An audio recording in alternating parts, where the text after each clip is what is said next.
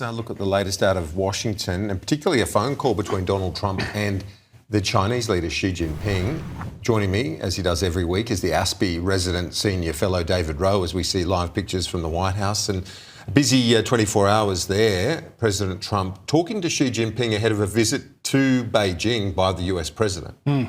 Yeah, so I think the phone call was another signal that Donald Trump does not want a confrontational relationship with Xi Jinping. He is less interested than has traditionally been the US approach in long-term strategic competition in which the US applies, military deterrence and reassuring diplomacy to try and shape China's growth in a more constructive direction. That's been the traditional US approach. It hasn't been perfectly implemented, but it has at least been the idea. Where it's most pointed is around Taiwan. So you saw the different readouts. Trump's post on Truth Social simply mentioned that Taiwan had been a topic of conversation along with a dozen or so other things.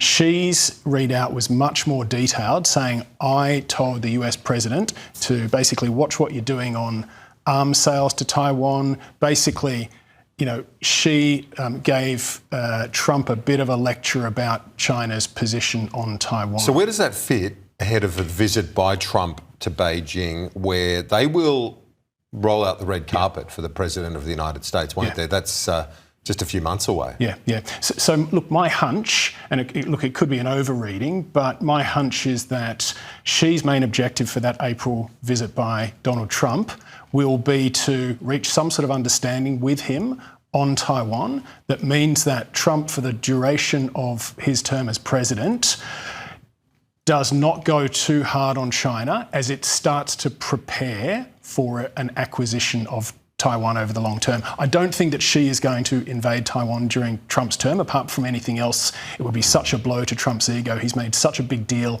that wars do not start on his watch. Yeah. I don't think that Trump would handle that very well. So, and just to be fair to Trump as well, I don't think he's preparing to throw Taiwan under the bus, so to speak. He did approve one of the biggest weapons sales to Taiwan that they've ever made last year.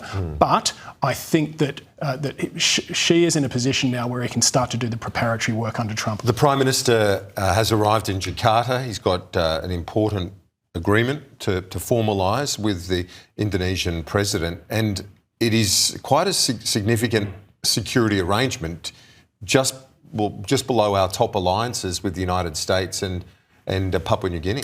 It's significant, but not game-changing. I don't want to be excessively critical, but it's good. It's definitely a good thing. It does codify a lot of things that are already happening. It is below anything like a mutual security agreement where we would actually come to each other's aid if attacked, as we have with some other countries, and therefore it's a different category from the PNG security agreement, for instance.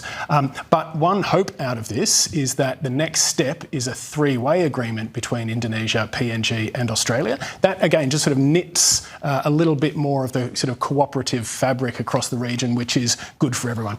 I stress it's great for the Prime Minister to be in Indonesia. It's our largest neighbour. It's a very, very important partner. One thing that is interesting me right now is that while our focus is on the region, the rest of the world is very, very interested in Australia. So we've got Ursula von der Leyen, the European Commission President, visiting in a week or two.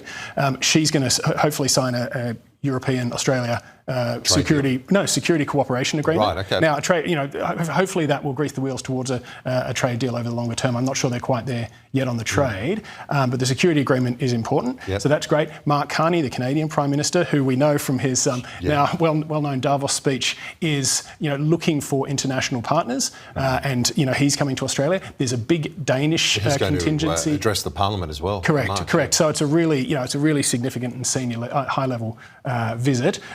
Multiple Danish ministers are coming to Australia, I think next month. Very interesting in the context of Greenland. So the rest of the world has looked around and said, the world's in a mess.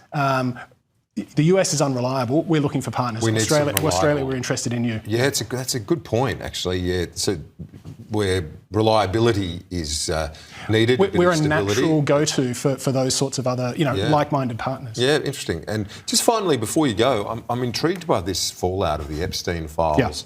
It's hitting so many different individuals, including the British Prime Minister, who's not even He's not mentioned in the files. Yeah. It's because of one of his appointees. Yeah, this is brewing as a bona fide political scandal in the UK.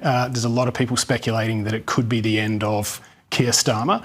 I'm borrowing from somebody else here, but over Mendelsohn, who's on the over Peter Mandelson, who that's right, who he sent as the UK ambassador to Washington. Of course, turned out to have a very didn't turn out to. I mean, it should have been glaringly obvious to anyone who looked closely that he had an unacceptable relationship with Epstein. But I mean, the point is that once you add to Keir Starmer's long list of shortcomings, grubby, dodgy backroom dealing, you have to ask, what's the point of him? I mean, unlike Boris Johnson and Liz Truss, he wasn't chaotic. He was clean, he was boring, but he was very process-driven. And these sorts of things shouldn't happen under Keir Starmer, and it has. It's deeply embarrassing. Could be the end of Keir Starmer. We'll be watching that, and we'll talk to you about it probably next week. David Wroe, thank you.